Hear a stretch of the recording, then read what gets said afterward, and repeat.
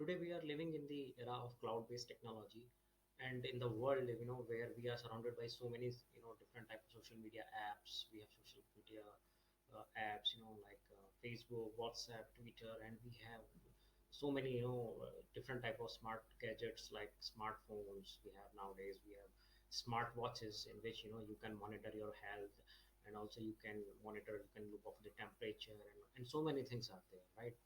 So the question is, if we look at the data that is being generated from these devices, okay, from these smartphones or from these different types of social media platforms, so the data that has been generated is highly unstructured in nature.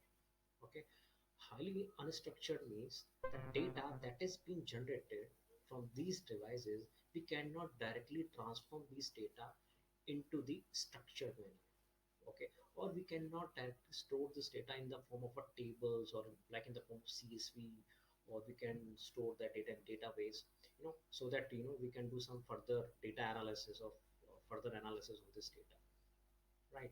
So if we look at the statistics also, okay, in today's time, more than 90% of data that is being generated from these devices, okay, is highly unstructured data. Okay, so data that is generated in the form of images, where like from the your Facebook, you post different sort of images. In Twitter also we have data in the form of a raw text, free flowing text. We have raw audios files or videos. So all this data, that has been available on different platforms, is highly unstructured data. We cannot sense out some information directly from this, like, okay, like, if you have a huge set of documents, or you are reading a huge document, and if someone came and asked you what is this document is all about, can you summarize this complete document in two sentence or in two words? So that is very hard for us to summarize this type of thing. Okay, so the data that is being generated is highly unstructured. So this data cannot directly process, or this data cannot stored in the table directly. Okay, so we need a way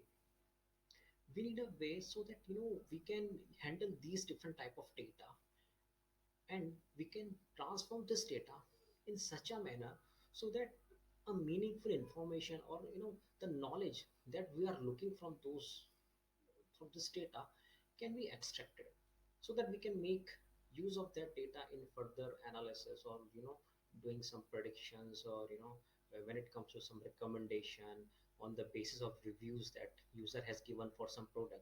We can directly suggest some good options to user or to the end customer. Okay, so hi, good morning. My name is Shobit Tyagi, and today I will be taking you through the concept of natural language processing. Okay, so the all those things that we had discussed, so those things can be tackled or can be handled by the use of natural language processing.